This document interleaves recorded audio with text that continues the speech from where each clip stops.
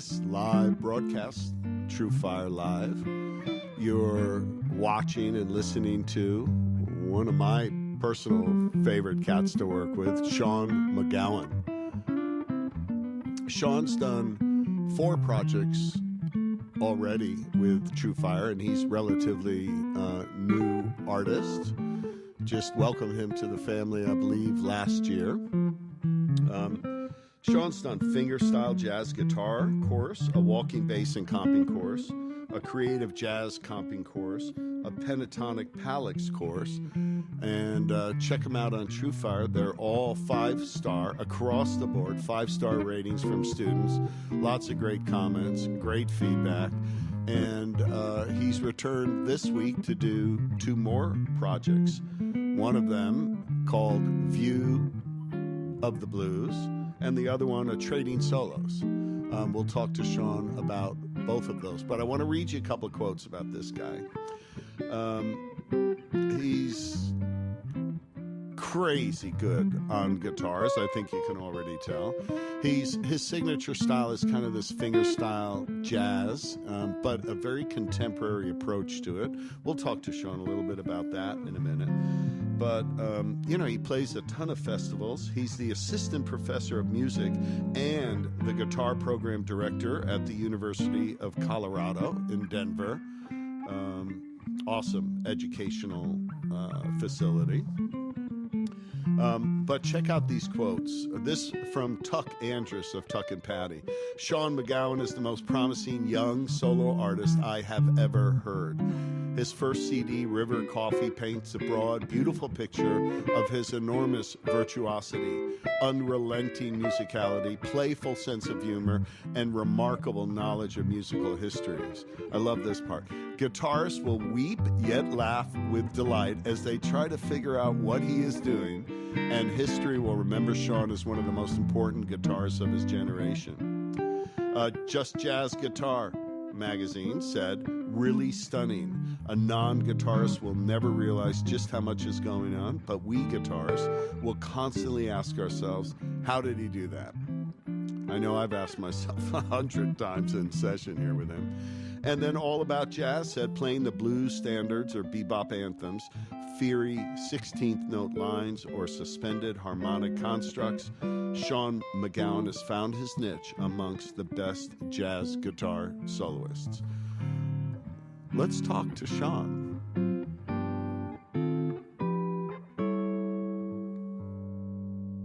Great outro, beautiful timing. Thanks, Brad. Man, we've only just started working on your library already. The 4 you have already published here, 5-star across the board, a rarity. I'll say that. How do you feel about that? It makes me feel so good. It's wonderful to be a part of this family and this team. I just love what you're doing here at True Fire.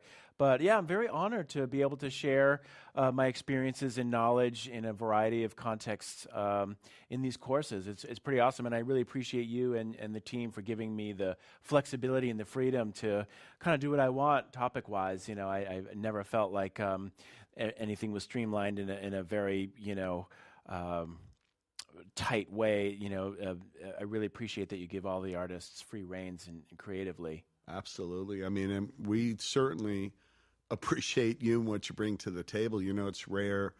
It really is rare. You have players that are just magnificent players, but maybe don't have the teaching skills to make the lessons really, really accessible. Mm-hmm. Not that there's anything wrong with it, because we love to hear every artist's perspective on how they hear music. I mean, imagine Wes Montgomery explaining, how he did what he did.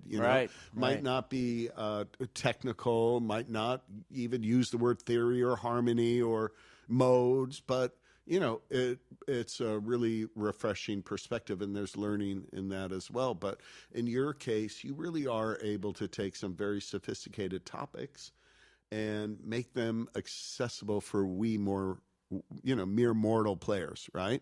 And at the same time, you're a crazy player, man. What you do just kind of blows my mind. So you're like at the top of the game on the artist side, and a professor of music as well. Right, right. You know? Well, thank you. I appreciate that. I love And how sharing old are knowledge. you? You're 18 years older. Yeah, I'm 19, going on 20. you probably get carded at clubs still. I live in Colorado. No one gets carded for anything. That's probably true. How did how did your passion, I guess, for education, what sparked that? Yeah, that's a great question. I've been teaching guitar lessons since I was in high school. Initially, it was a great way to make money, in addition to working at the pizza joint convenience store, chopping onions for $4 an hour or whatever it was. And I thought, wow, this is a lot better. I'd much rather teach guitar. And I always enjoy doing that. I just really enjoy the process of sharing knowledge with another person, but also the process of learning something twice, as they say, right? When you teach, you have to learn it twice. Right.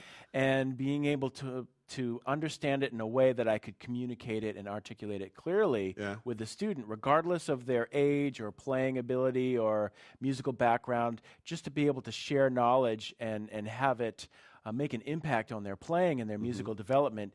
To me, that's just as rewarding as the most exciting gig in the world, Well, it's funny that you say that, because we've heard, I don't know, we've done a lot of sessions here, and it's not uncommon to hear an artist come in and say, you know what, I had no idea really what I was doing until I analyzed what I was doing, made me understand it better so that I could explain it better. So education really does help to move one's art form forward. Absolutely. I mean, I think if we're talking about any great player or any great artist in any medium, any genre of music or any medium in art, they have to go through that process of really understanding what makes them work and their own signature voice and all of those things that make up an art form, whether it's explicitly or implicitly. But everyone goes through that deep, inquiry and that deep,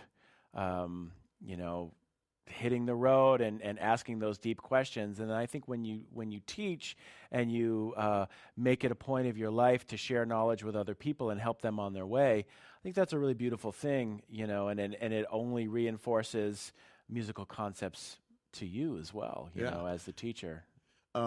You have to. We're going to talk about these two projects you've done this week, which everybody's really excited about, and I guess a barometer for us is how many times people here at TrueFire find excuses to come into the control room, for just to kind of listen into what's happening.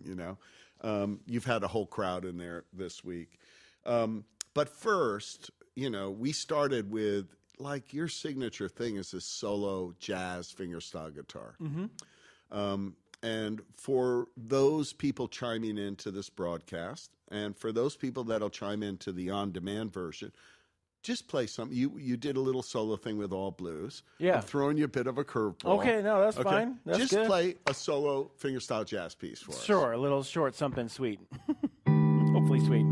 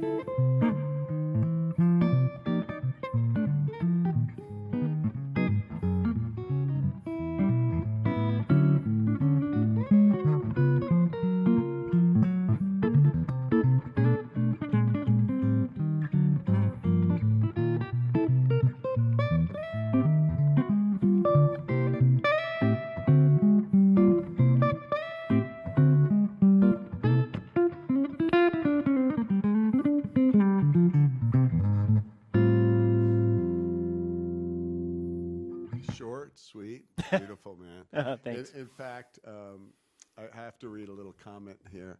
Your signature thing is just one of the most difficult types of guitar playing. It's funny that he says that because it is, okay?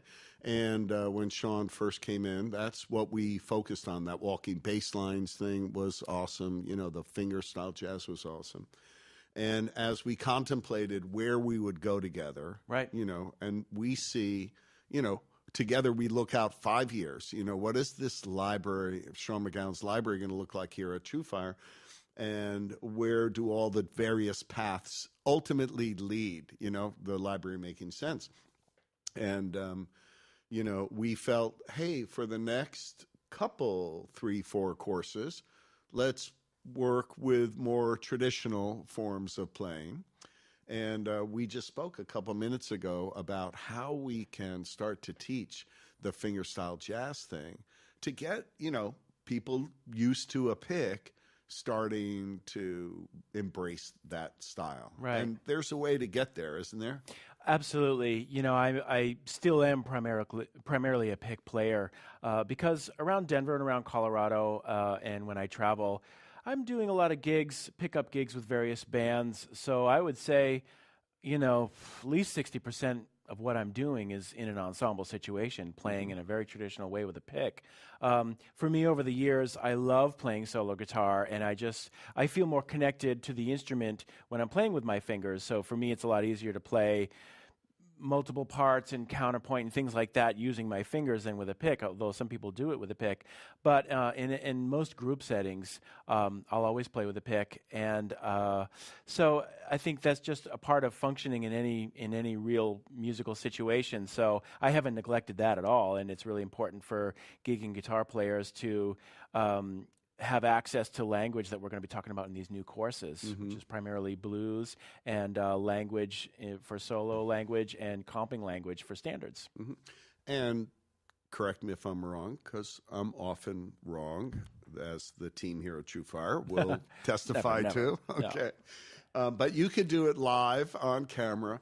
But everything that you cover in all the, let's call it the pick-based courses, is also applicable to what you're going to need to know and play when you're a fingerstyle player. Yeah, absolutely. I mean, the knowledge is the same. I think what you need to do primarily is just make a technical adjustment, and that's what I had to do. And believe me, I'd been playing with a pick for many years before I made the commitment to go fingerstyle, and ultimately that's on your first gig that you decide to do without a pick, because it's very much a security blanket or a crutch to lean on. So I think once you make that commitment, a lot of practicing, of course, but it's really kind of figuring out how you interact technically with the guitar. For example, whether you choose to have nails or not. I don't, by the way. I get that question a lot. I don't have any fingernails.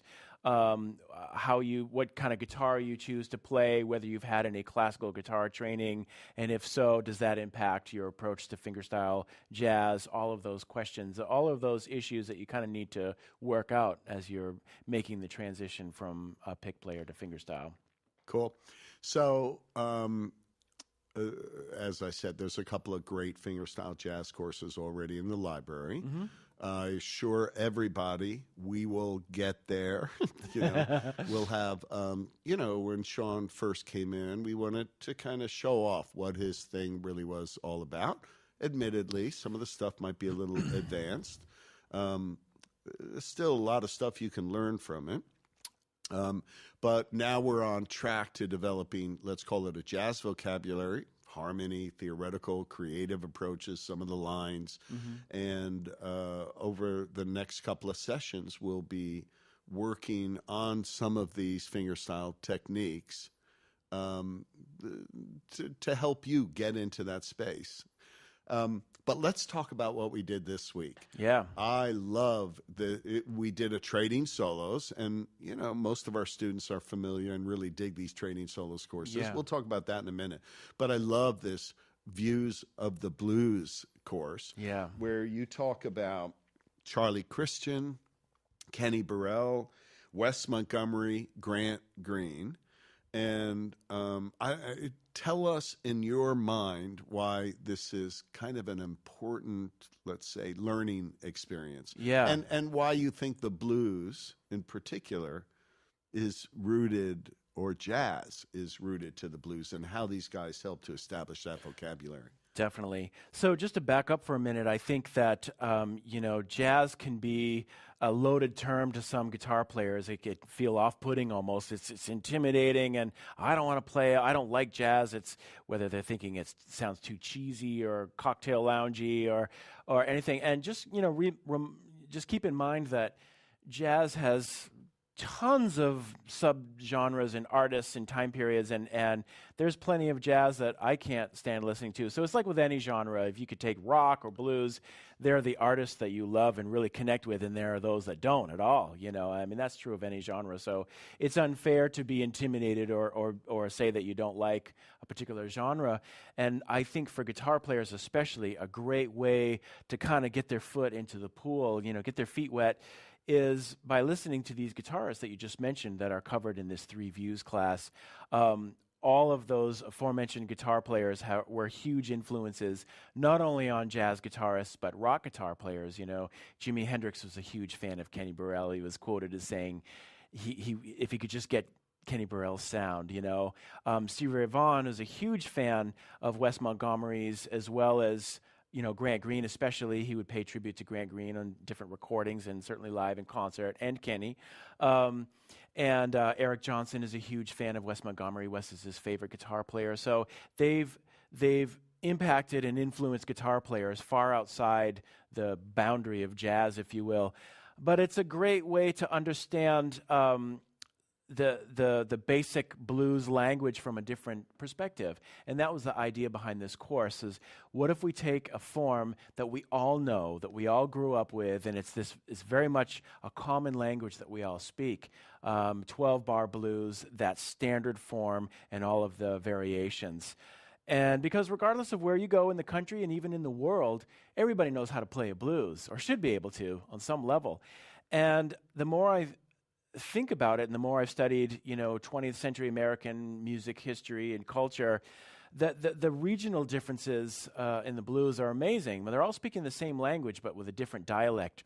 And so Wes Montgomery, Grant Green, and Kenny Burrell are 3 of my all-time favorite jazz guitarists who are adept in all styles and did much more, but that root that holds them together and their playing together is not only their ability to play blues, they're all deeply rooted in blues, but also their connection to Charlie Christian, who of course influenced every electric guitar player after him, not only jazz guitarists, but everyone.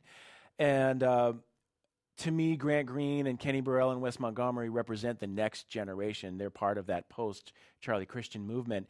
And I thought it would be really cool to just explore the blues from the various perspectives of those 3 players, and then ultimately how they connected their styles to the blues as well as Charlie Christian's, and then ultimately came up with their own styles, because I think that's what a lot of people are looking for. How do I get my own voice? How do I create my own language, my own way of conceptualizing and expressing something?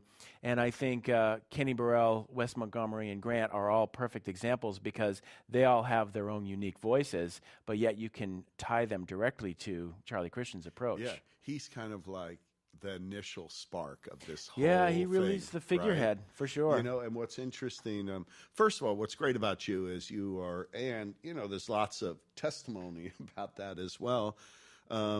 You're a music history buff, guitaristically speaking. I'm a super for sure. nerd. Yeah, I just love and it. So, we always trip out here on how cool would it be to have a Charlie Christian or Kenny Burrell. And I'm still trying to get Kenny, by the way. He's halfway there, okay? But, these players to have a True Fire project so that you can hear it right. The next best thing is to get someone like yourself who has studied those styles and can kind of pass that on. Let's start with Charlie Christian. Okay, let me do a quick guitar change, if that's cool, Tommy, because I feel one of our goals in this course is to also talk about the tools that each of those players use to capture their sound. So there's a little bit of gear talk and guitars. I don't think you'll have any complaints from your listening and watching audience. While you're doing this, let me tell you that right now, live, we have fans from Michigan, Pennsylvania, Poland, Denmark, Italy, California, Ohio, India. Wonder what time it is in India. It's got to be, what, middle of the night? Or tomorrow, I was going to guess. Tomorrow. We also have Colorado. I guess you have a friend or family in Colorado also tuned in. Vancouver, which is one of my favorite places on the planet, and Canada. Let's see, Seattle, Boston, New Jersey, Finland. So, a lot of time zones, a lot of jazz fans, a lot of Sean McGowan fans. Hope you're not getting in trouble if you're at work, by the way. There's probably a few, close the door, sneaking in with the headphones on, covering the screen. Nothing wrong with that, right? Yeah, no, man. Okay, you've changed guitars. Yeah. Charlie Christian. So I think, one of the things that we talk about in addition to musical and technical approaches is how they used various tools to achieve their sound. So I think all of these players had this vision of the sound that they wanted to create, and then ultimately, settled on a particular guitar style and amp style that was available to them at the time to really reinforce their concept of sound. So with Charlie Christian, it was important to have a box, a nice 16 or 17-inch guitar with flat wound strings and played through a very clean amp. So the only effect that we're using per se is a nice spring reverb that we have going on here. But maybe I'll just play a little excerpt of one of the tracks that we cover in the course. And this is from a tune that he recorded with the Benny Goodman Sextet. And it's a great illustration of his amazing style and the way he approached blues.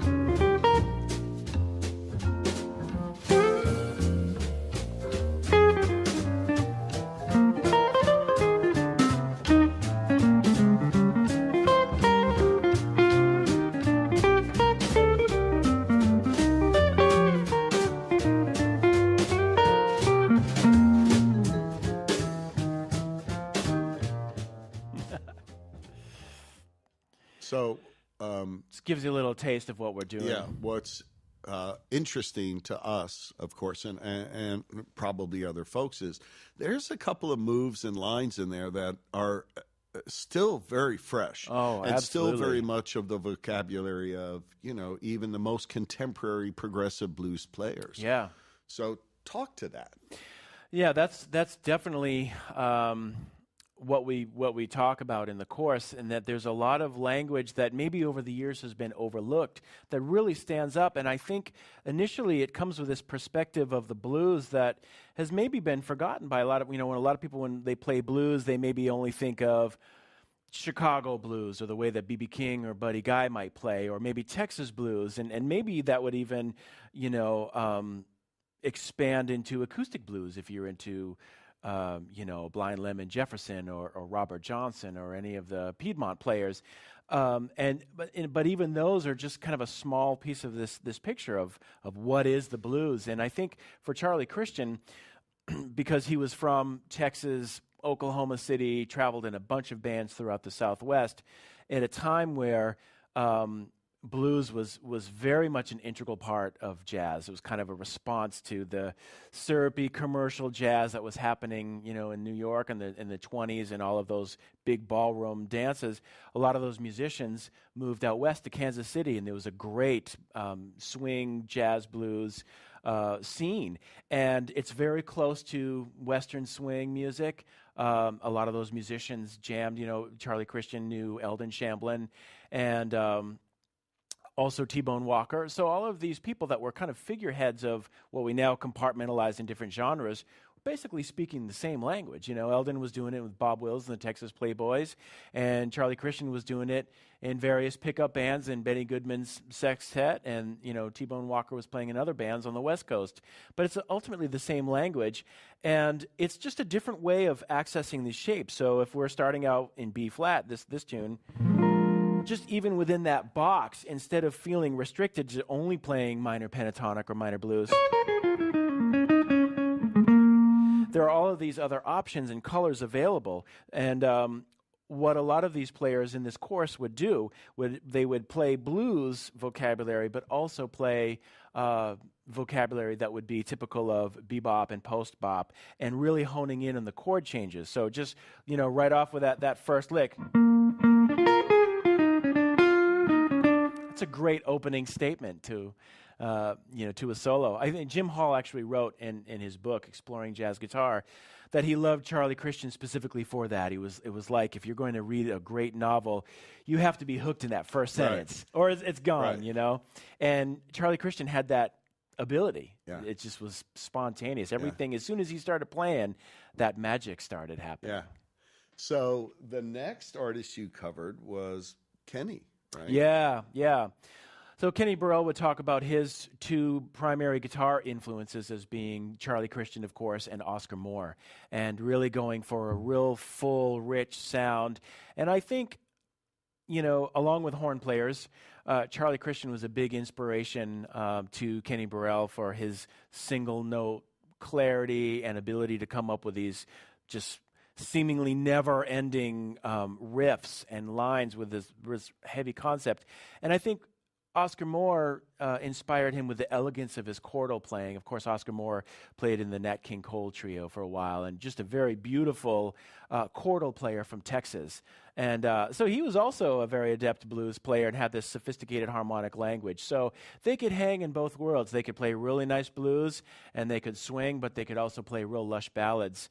And Kenny Burrell, coming from Detroit, I think was also influenced by his classical guitar training. He studied classical guitar, and just by hanging out and playing with all these great Detroit musicians, Paul Chambers, certainly Tommy Flanagan, and that clarity and approach to jazz really impacted him. So he's an exciting person to check out, and his musical breadth is so wide, you could do a library of courses just on Kenny Burrell, but we're just kind of getting a glimpse into his style and how he took some of these elements.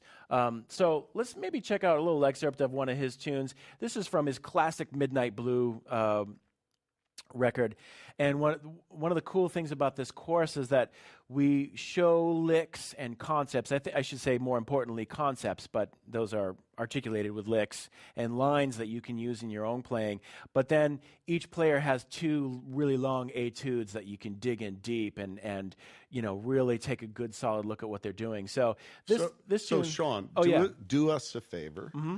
And show us a couple, because the way you present it in the course is you'll show the concepts, right? Show a lick or two, and then you'll give us an etude, a performance study that applies those concepts and those lines.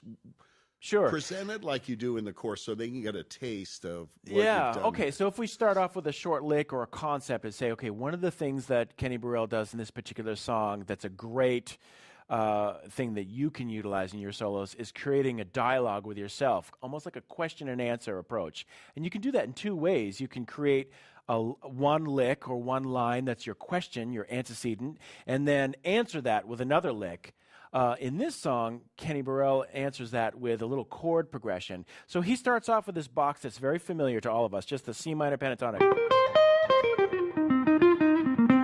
And then he answers that with a little chord. So he starts off.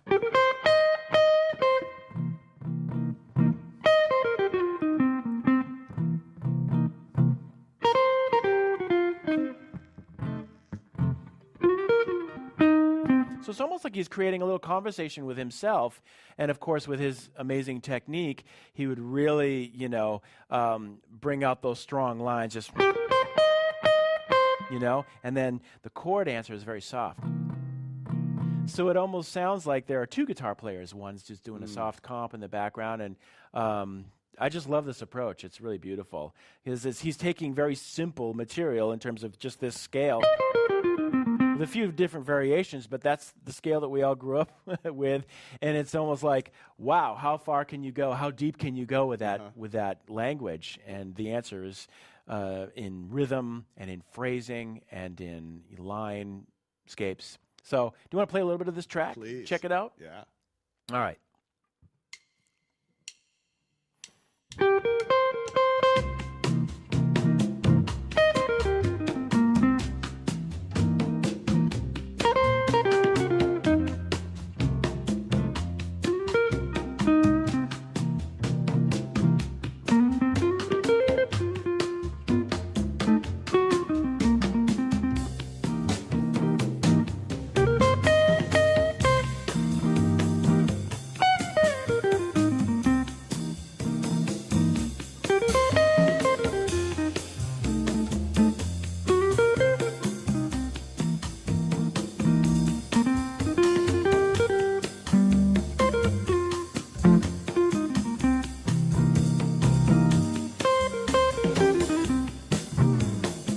That.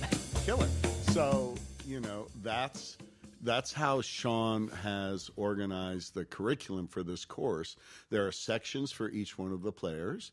Then Sean will share some lines or licks. Yeah. Some each of player the has 5 concepts. licks, 5 concepts. Right. And then those culminate in 2 longer studies, longer etudes. So plenty to work on. Plenty. I guarantee. All good stuff. That's guaranteed, okay? Yeah. No shortage. It'll keep you in the shed for quite a while, okay?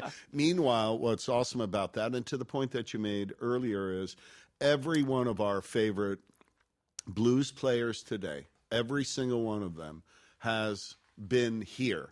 They went back and studied these lines from these players and just made them a part of their own language, right? Twisted them, made them their own. But it's really the same vocabulary, isn't it? Absolutely. Just different dialects, different tweaks. Right. But this is where the vocabulary was, originated from, these players. Let's do Wes. All right, let's talk about Wes. So, yeah, I mean, everything that you said, you're really hitting the nail on the head. And what's cool about a course like this is that you can actually take all of these different solos and excerpts and say, hey, for example, they all do, in all of their solos that we talk about in this course, they all do some variation of,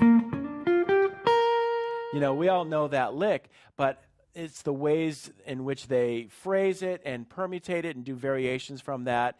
And I think that one concept alone of many will give you lots of ideas to expand your own playing. A lot of times people will complain about playing the same thing over and over again, getting into a rut.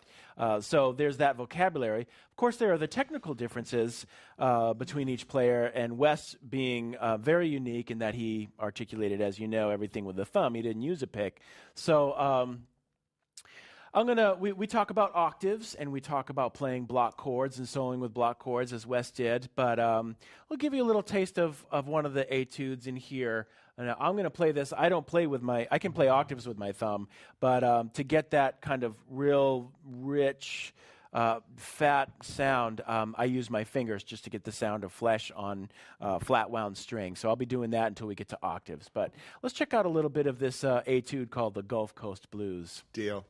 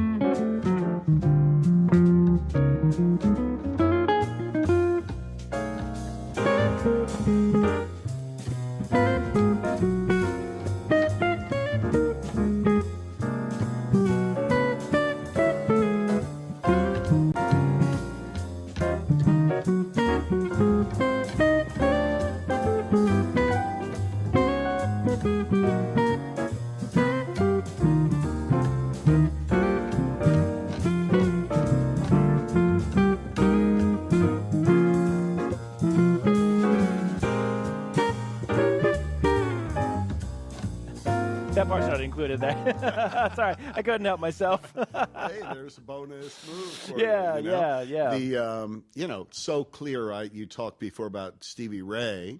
You being influenced by Wes, and you hear a lot of octave work by Stevie Ray, and boom, there it is, right? Comes from there. So, being the history buff that you are, do you know why Wes developed the thumb technique? Well, he stated in interviews that a variety of reasons that he started off playing that way because he wanted to play quietly late at night. He had a family at a very young age, and he didn't want to disturb his family sleeping or his neighbors. Yeah, that's one of the stories. But I think that, I have to wonder in my own mind. I think that maybe he started off that way because in those days, no one told those people, you have to do it this way. Right. A lot of them, by default, figured out their own way, which is a beautiful thing that we have to really remember to do in these days when everything's handed to you. But I think he just felt more connected to the guitar using his thumb, and I identify with that by being a fingerstyle player. And by the time, he just got so far that every time he would try to use a flat pick, it just was really frustrating and got in the way. So he decided, forget about it.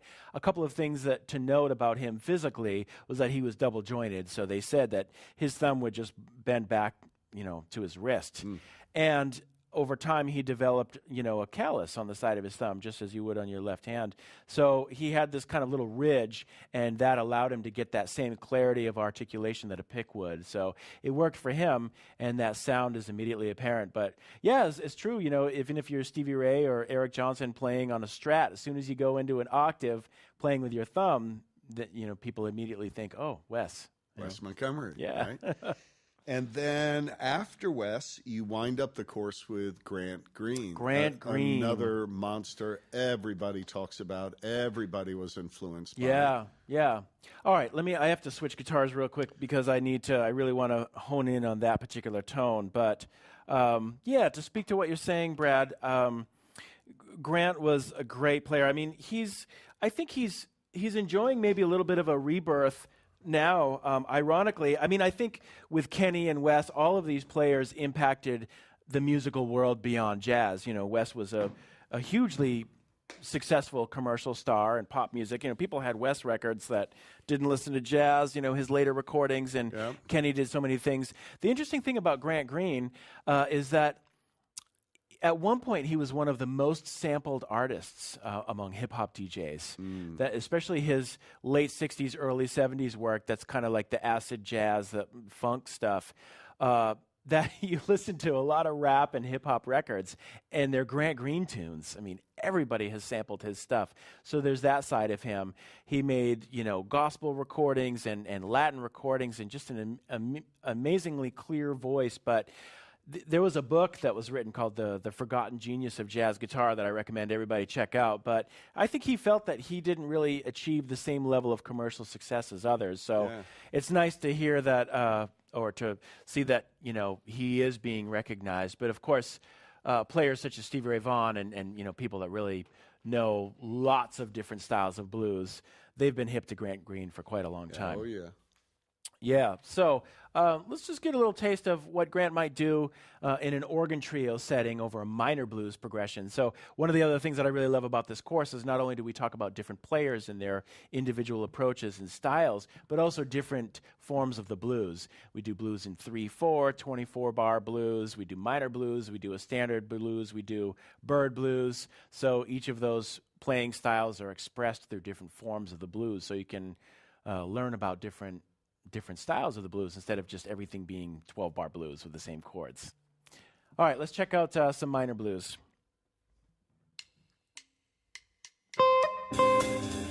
Oh, sorry, that was the wrong track. Do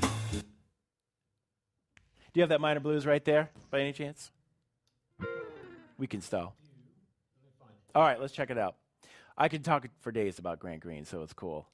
But I think Grant Green especially, for those guitar players that haven't really checked out a lot of jazz, Grant Green is a great first jazz guitarist, if you will, to get into the sounds of jazz and the swing feel, especially his organ trio stuff. It's very accessible because he, half of his language is blues, and then the other half is bebop.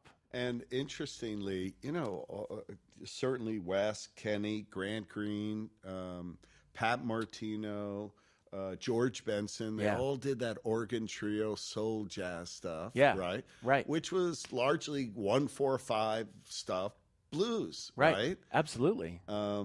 And there's a question we'll answer in a moment about where should a blues player, where should he start? This is a good place to start, isn't Grant it? Green, yeah. Okay. And anything by Grant Green is good. There you go. Sean, I got another track, but I'm not sure what happened with the first one. Let's listen to this one. Okay, we'll check it out. Minor, this is the B flat. Okay.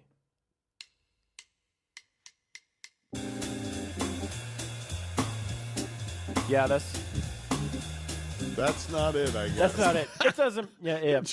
Try another one. We could It'd be the C keep minor talking blues. about Grant Green. Yeah. We're live from True Fire. It happens, okay?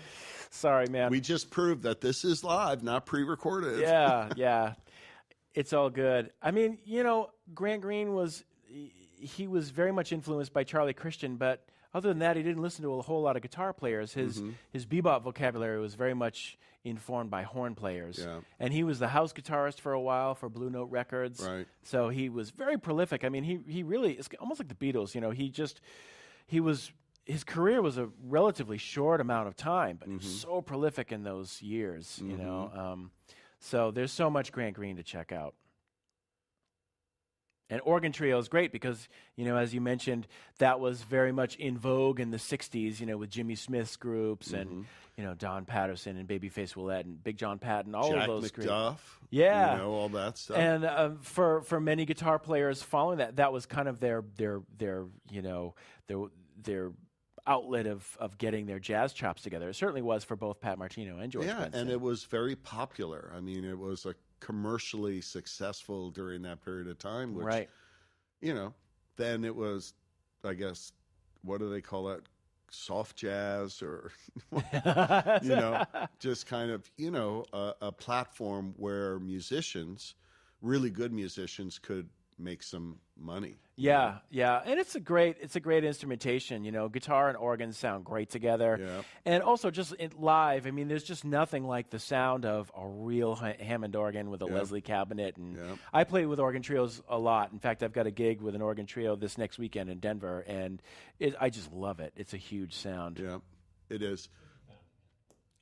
Yeah, you can cover a lot of ground, and it's an interesting and it's a very it's popular now. I mean, organ trio with Peter Bernstein and Larry Goldings and Bill Stewart. There's lots of great organ trios now.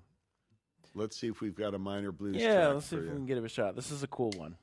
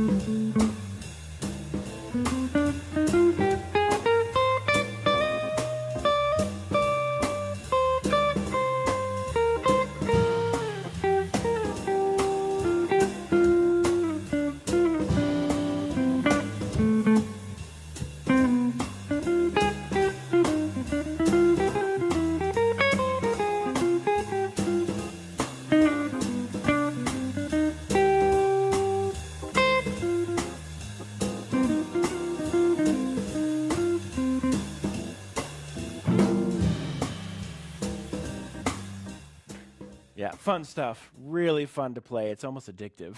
Yeah. So, while we have folks online here, by the way, let's see who else has tuned in. I'm always waiting for Antarctica because once Antarctica, seriously, there's a guitar player in Antarctica that tunes into most of these. If they're not watching the Lighthouse or whatever they're doing, that gives us all the continents, all the time zones once we get there. But let's see, Seattle joined us, Boston, New Jersey, Finland, I think we said, Switzerland, Russia, Germany, New York City. Shout out to all your fans around the world, man. Yeah. Give them a shout out. Thanks for tuning in. I really appreciate it. This is a lot of fun. I love this. You know, and Jerusalem, California. All right. I love this. I love obviously the power of the internet, and, Yeah. you know, but, you know, it's so apparent there's this global community of musicians, number one, that we talk a universal language. You know, Absolutely. even if we don't understand the spoken language, the music communicates. And jazz is very much alive, you know? I think so, and especially international jazz. I mean, I think the scene overseas is better and broader than it ever has been.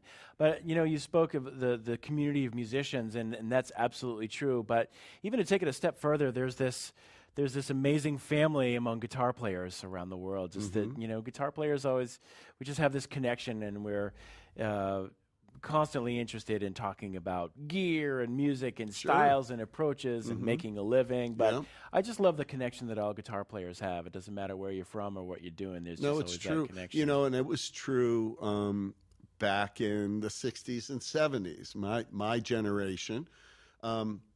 And then a lot of people were attracted to guitar because it was, you know, in vogue and it was the cool thing to do.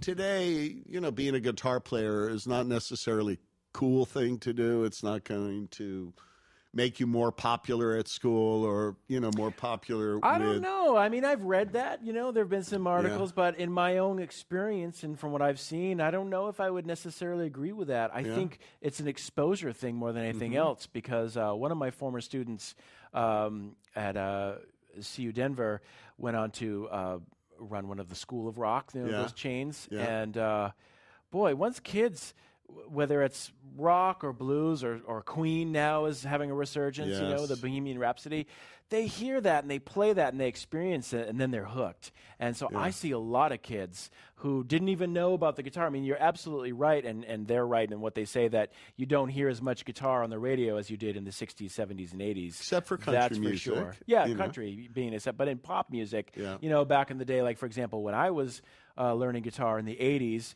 you know, Michael Jackson is on the radio and Eddie Van Halen's taking a solo, and there's always that crossover with rock and R&B styles, and that was just, everybody was into that. And what I find these days, teaching, you know, 19 to 22-year-olds, is that they didn't grow up with that, and it's certainly not on the radio, it's certainly not a part of pop culture. But once they hear that Led Zeppelin record, that Beatles record, that B.B. King live at Cook County Jail record, that same flame is lit like it was for us. Yeah. You know?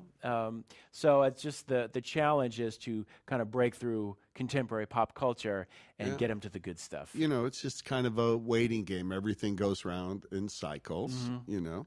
And for all we know, jazz may become the most popular, commercially successful form of I music. won't hold my breath on that one, but I do agree that the guitar is still the coolest Well, at instrument. the very least, we can do what we can do to keep the thing alive. And, you know, speaking on behalf of our student body, the jazzers in our student body, it is very much alive, you know? Nice. And, you know, we'll keep doing what we're doing till it does become commercially successful, right? And popular music again.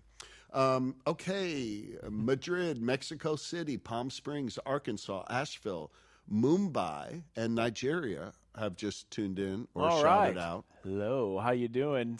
Thanks for joining us. Come on, isn't that crazy, man? It's crazy. It's crazy awesome. Yeah, thank you for tuning in. It's really great. So that was Views of the Blues.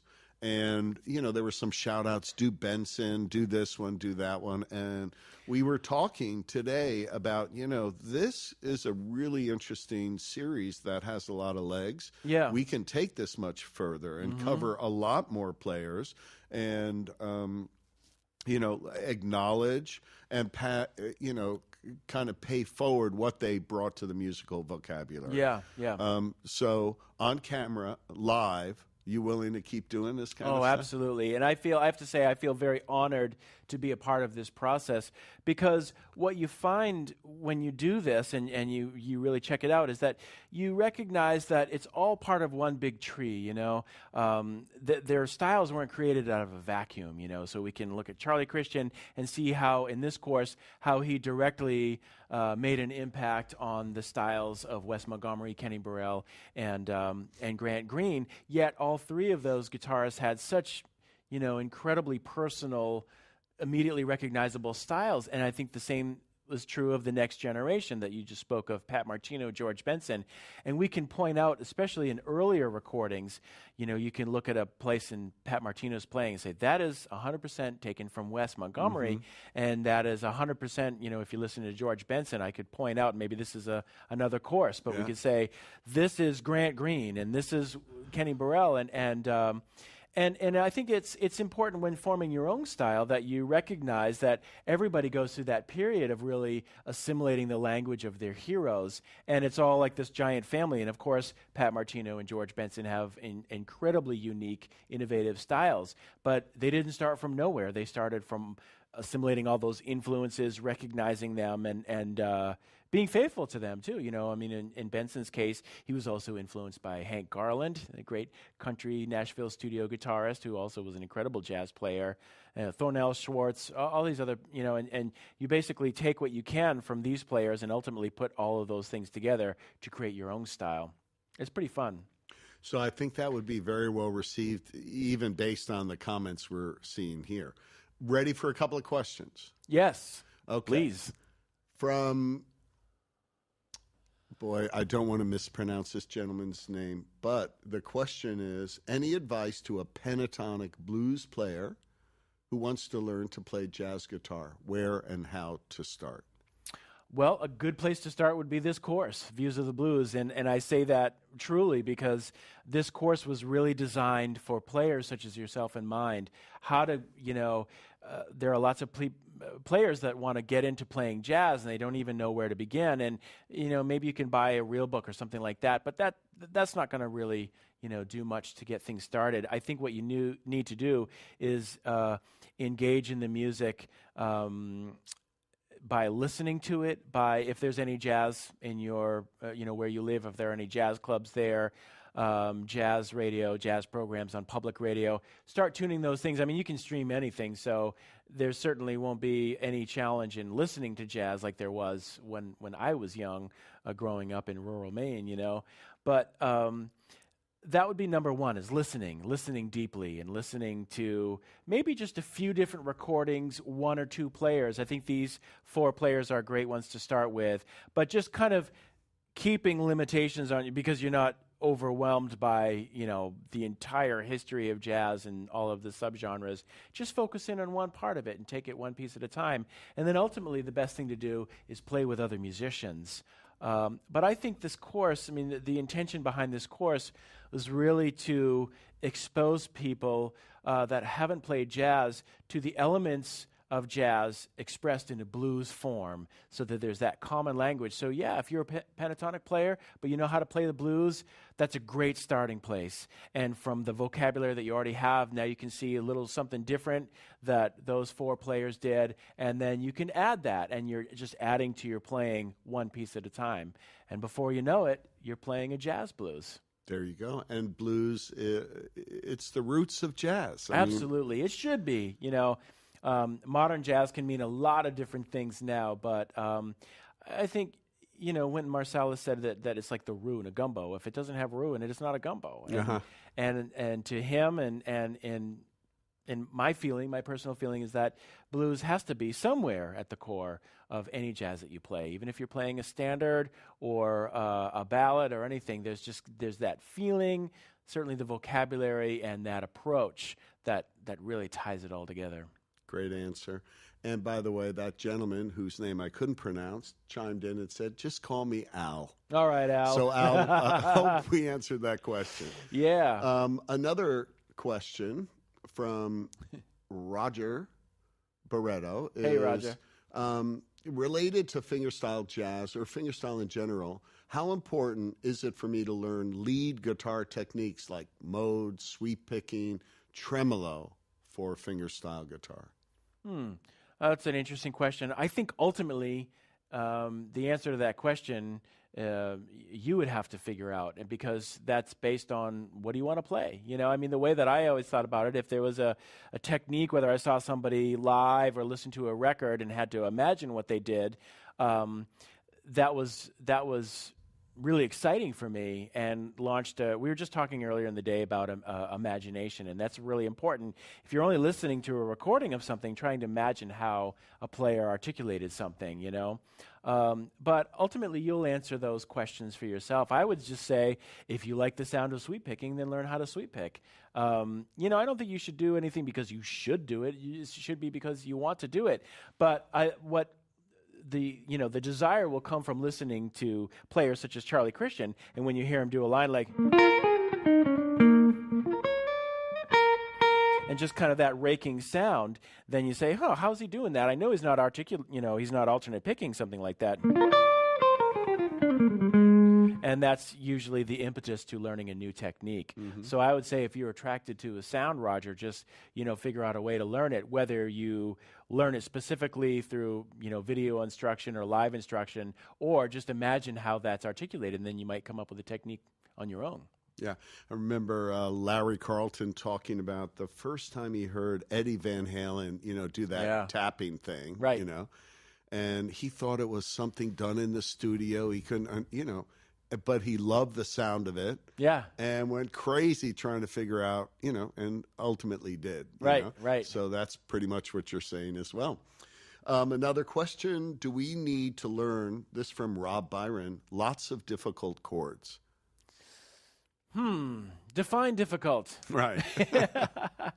I'm just kidding. No, the short answer is no. And if I might, I might mention a course that I did that addresses that question for TrueFire called Creative Jazz Comping.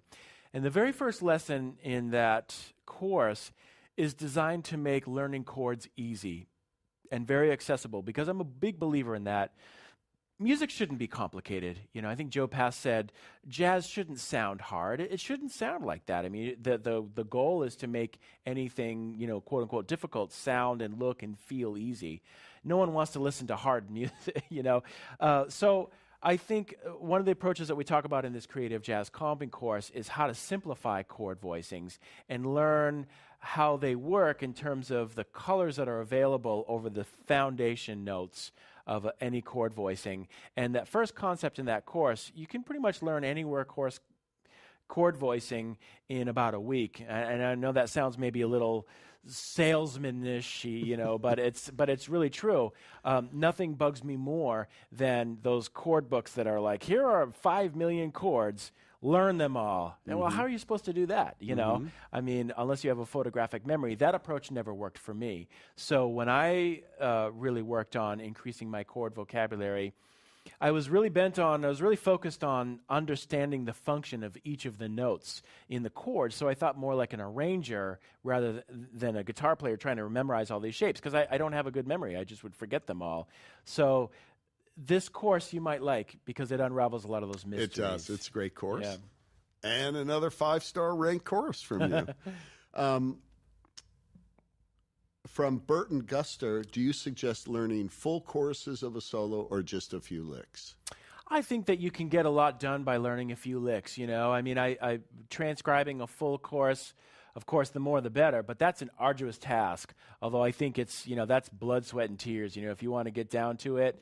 And having said that, I think if you transcribe just a handful of full courses, there's enough material there that will influence your playing for not only years, but decades, I look back at all of these solos that I transcribed when I was 19, 20, and those still pop up in my playing. So that's a great way. I think it's still the best way to go deep, is just get down there, get your ears on it, and really, you don't have to write it out necessarily. In fact, I'd recommend not doing that initially, so you can just get the feel. Rhythm is often overlooked when people are transcribing, they just, and getting back to that earlier question, I think from Roger, that was about scales and modes and things like that. Don't worry about all of that. Of course, you need to know how things fit together theoretically. But, for example, people said, well, Wes Montgomery didn't know how to read music and he didn't understand theory. And, the theory part I would argue with, because I think he had his own understanding of theory and had that organized in an incredible way on the fretboard. He could access any sound that he wanted to. So, transcribing a few licks here and there, that's a really important thing, and getting the feel so you can play along with a recording to get those articulations, to get the vibe. You may have noticed in that Grant Green piece that I just played, a lot of it is really laid back behind the beat, and that's an important part of his playing. So it's more than just the pitches, it's really the feel and their phrasing, and the only way to really capture that is by playing along with the record. And that's why learning it by ear oftentimes is more powerful than just getting a book and learning the notes on the page. That will give you one side of the story, but the rhythm is an even more important part of the story, I feel. That's a really great point you made about everyone does know theory. It could be their own theory. Doesn't need to be book or formal theory. You don't need to know all the modes of all the modes to be able to play jazz, right? Right. So Henry Johnson, who is also a true fire artist, and very successful courses he's done here, and a great player. You know Henry by any chance? Yes, great, wonderful He player. has his own theory. Wonderful. He calls them areas. He looks at the fretboard as areas of activity, and he definitely has plotted out how he approaches the guitar in a theoretical way. Yeah. Pat Martino has his sacred geometry, and not exactly formal, established, traditional theory. Right. So you made a really good point there. Yeah. Let's, we're running out of time. We've got still a ton of people tuned in. Let's talk about trading solos. Sure. So I would ask you, first of all, do you think that jamming with other players is an important thing for a musician to do? Oh, absolutely. Absolutely. I think, one of the many reasons why players are so attracted to these trading solos courses is that you feel like you're a part of something, even though it's not in real time. It's so much more enjoyable than just practicing by yourself or playing with a metronome. The tools that you have available now as a developing player are just mind-boggling, and a lot more interesting, and I think a lot more impactful. So trading solos is on a number of levels. It can be just therapy, playing along with somebody else, but it's really nice to be able to, so for example, in this course, I spell out some concepts, some ideas that you can use, and that's something that you can spontaneously make happen while we're trading throughout the course. And it's also something that you can go and work on. Say, wow, I never really thought about it that way. What if I sat down and wrote out some lines or some licks or something in my music notebook? And then you can turn on the course whenever you want, And that's one of the great things about having this course at your disposal is that you can play through it and then say, what, I need to work on this. I need to get some more voicings happening, or I really want to check out the idea that's presented in this tune, and then practice it for a week, couple of weeks, and then come back to it, and then you can play along in real time and get that idea to fruition, where that necessarily wouldn't happen as immediately if you were just going to the monthly jam session in town. Although I think that the Trading Solos courses are a great bridge to making that happen if that's your own personal goal, to go to a jazz jam session and actually sit in with strangers, musicians that you don't know, and call a standard, call a blues, call a ballad, and then just go for it. That's where a lot of incredible learning can happen on the bandstand. And I think these Trading Solos courses are incredible, prep. It's like boot camp, to get you ready for that, without any of the anxiety or nervousness that would come from playing something unfamiliar in front of a live audience or with other musicians. So these courses are great. So, as you said, whether you just want to come home after work and play along and have some fun, you could do that. But Sean does share some moves, some concepts, some approaches, both for soloing, improvisation, and comping, right? Yep. And then you trade solos. And while Sean is soloing, you're comping. While you're soloing, Sean will comp for you. Yeah. And you'll pick up a lot of stuff along the way. And what I'd like to do, if you're cool with it, let's roll a track. Sure. You solo for a chorus, then you comp. Then, let them live, if you've got a guitar in your lap. Yeah.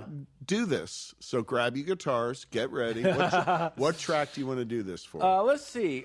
Well, actually, We probably only have time for one. So, Tommy, is it cool to do the lunar track?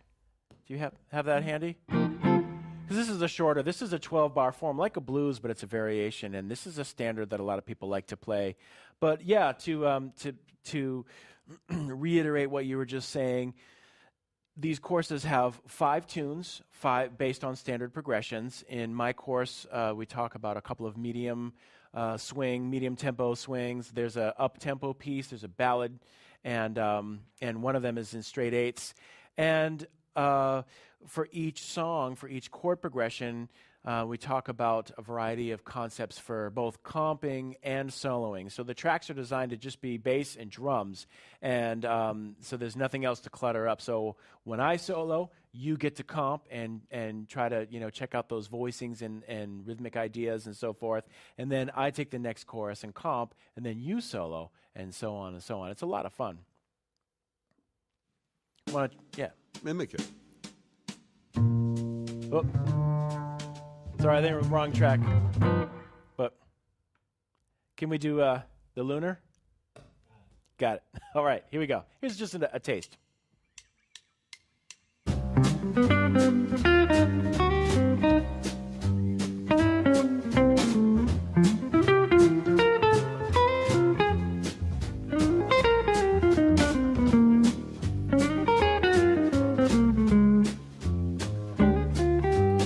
Your turn to solo.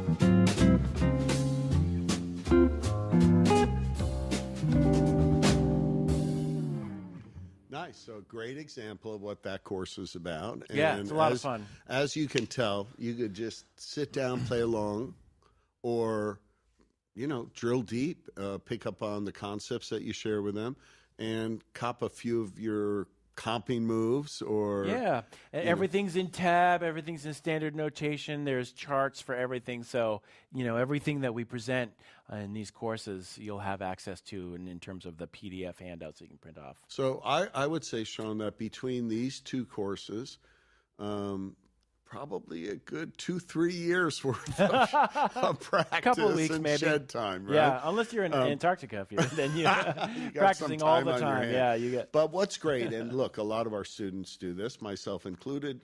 Cherry pick what you like. Yeah. Just pick out 1 or 2 things, right? And and take those to your next band practice or jam session, and that's right. That's okay too. Yeah, absolutely. And that's the way that I've learned over the years. Whether it was a book or a solo that I learned, there were just things that I didn't understand, and that was okay. I just accepted that, saying I have no idea what they're doing. And years later, sometimes many years later, I would finally understand and say, "Wow, okay, I get it now." It's almost like this thing has been in your life, and now all of a sudden you have a completely different idea of what that represents and means. And that's changing, but it's okay. And that's one of the things that I really like about these courses and jazz in general is that you'll get a lot of mileage from this. You get into one thing and then you're not ready for this one concept or line, and you'll get to that later, and that's all part of the development. 2 more questions. We're running out of time, and then we're going to do a gear rundown. All right, gear. So your answers have to be 5 words or less. Okay. Deal? All right, I'll try. From Marcelo, what is the secret of playing without thinking about using scales and theory? 5 words or less. Said it and forget it. Oh, that's good. That's a good one. Yeah, that's an important question, and that's a long answer, but knowing it, but then forgetting about it. And I know that sounds cliche, but yes, it's important to recognize a scale and mode, but the application is more important, and to ultimately recognize that as a set of sounds. And these courses go a long way in helping that, kind of, getting away from running scales when you play changes and focusing on creating languages. Great answer. A little more than 5 words, All but right, acceptable. I'll try, maybe 10. Okay.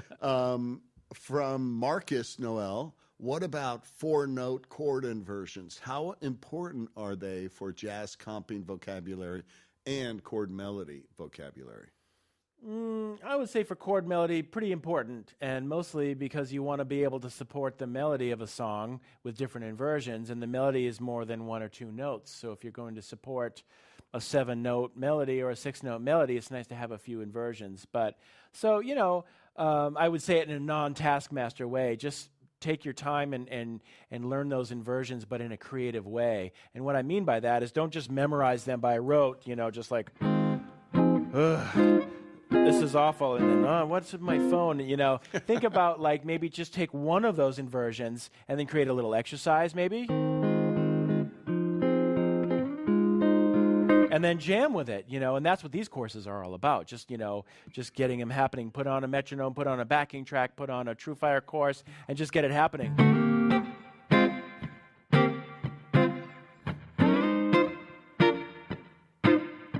Now I'm having fun, and when you have fun learning something, then you learn it on a deeper level. Cool. And knowing the inversions gives you a different melody note on top. That's right. That's why you would use. That's exactly right. Okay. Yeah. Gear rundown. Gear. Tell us about that guitar. This is a guitar that I've had for a long time. This is a 1968 Gibson ES340, very similar to a 335. I think it's a little heavier. My back is killing me now, but it's got a big, thick, chunky neck on it. This guitar is great for not only jazz, but blues and rock. I mean, it's just got these screaming humbuckers in there, so you can get like a ZZ Top Hold sound. it up so they can see the thickness too. Yeah. Oh, so there's the It's kind of thin. Yeah. It's a big chunky neck, and it's a little thinner this way. So honestly, I haven't played this guitar a whole lot recently. I primarily play arch tops, larger, 17-inch, thicker, and I prefer those guitars for fingerstyle mostly because on Gibsons the strings are closer together. So I've been really trying to practice on this because I haven't played this guitar in many years. Many of your guitars don't have fret markers. That's either. why I'm playing this guitar. Honestly, it's been so long since I played a guitar with dots on it that it was throwing me off a little bit. I was going to the wrong place. But yes, TrueFire lovers, I am using a guitar with dots, so you can see exactly where I am. Exactly. Yeah. So. And we appreciate that. We really do. Yeah. No. Of course. But I think that this guitar also really captures, Grant Green's sound. Of course, his early recordings are with an ES330 with P90s, but at least you can get closer to that sound. Even though this has humbuckers, you can get closer to that sound using a guitar like this. And then the other guitar that I'm using in the 3 Views course is a borrowed arch top. Can you swap them out? Yeah. So for some of these songs, I wanted a box, and you can see that we installed some dots, some paper dots. Yeah, this is my friend's Eastman, and he had the repair guys in his shop put some dots on. That's an Eastman guitar? This is an Eastman John Pisano model, and I borrowed this for the shoot because I really wanted to get closer to a Kenny Burrell and Wes Montgomery, especially their sounds. I wanted a thicker box, a wider box with heavier flat wounds on it. So this has heavier strings. Normally I play 12s on my arch top, but I think that you have to find the right gauge or the right sound for each of your guitars, But yeah, they all create, you know, a slightly different sound. I think if you're really into straight ahead jazz, it's a great idea to pick up one of these. And these Eastman guitars, they're great. They're a bargain. This is, you know, the John Pisano model, as I mentioned, and compared to the archtops that were available when I was growing up, they're super affordable. Oh yeah, Eastman makes a great guitar. We have several of them Yeah, here as well. yeah, it's great. Sounds great. And usually when you're gigging out, what do you use for an amp? I use pretty much exclusively these amps that are built by a friend of mine in Denver, Colorado. They're called Henriksen amps. Peter Henriksen is the CEO and the president of that company. And I've known Peter since I moved to Denver 11 years ago, and he and his dad, Bud Henriksen, were just getting this business going.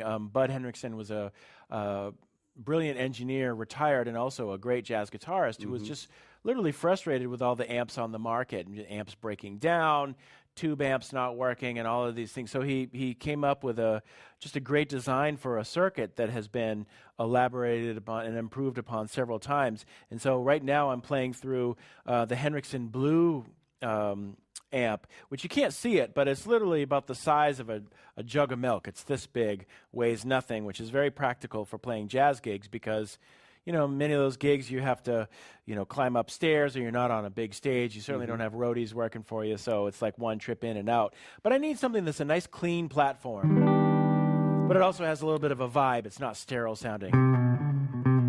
Actually, Tommy was able to get a shot of it. It's cool, it's little, compact, easy so to there's the travel mic, with. you know, there's my hand, and all I'm using, you know, all I pretty much use for effects is a nice reverb, maybe occasionally a delay, but reverb is very important because I think if that's all you're going to use, then I spend my money in cables and reverb. Right. So I have a bunch of reverb pedals, and the one that I'm using right now is this fairly new faux spring reverb by Wampler. It's the mini spring reverb, and man, it sounds great. It's just you know, it's got a nice tail on it that you don't really notice when you're playing. So when you're playing, I think because, you know, jazz involves playing a lot of notes sometimes, it's very complicated that you don't want to be swimming in reverb. Right. So I like just a nice, you know, plate or a spring reverb sound. I have a bunch of different pedals, but this Wampler is really great, and it works well, and it will also allow you to cut through the mix if you're playing with a loud drummer or with an organ.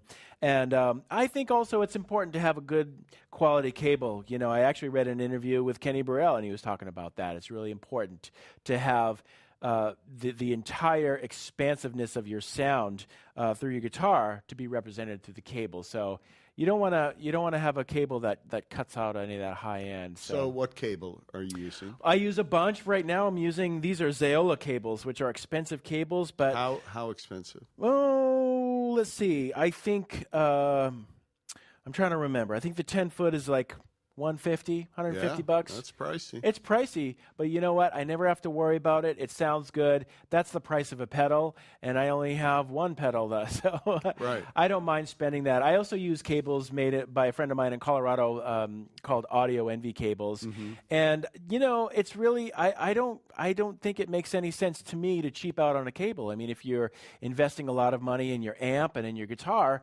the cable is what's holding that together. And, you know, a lot of people don't hear the difference, especially in a loud bar, but trust me, it does make a difference on the clarity of your chords. And, you know, I like having a cable that's solid and reliable and will, especially when I play solo guitar, it's very important to have that clarity there. Very cool, man. Listen, thank you for carving out the time to do this. I know you have a little more work on your course. Yeah. We ran, I don't know, 20 minutes over, but people were eager. Still here, okay. Thank you for joining us. I really appreciate you being here and your questions. Thank you so much. As do all of us from True Fire, and perhaps you'd care to just play a little solo piece as an outro. Sure. Let's see.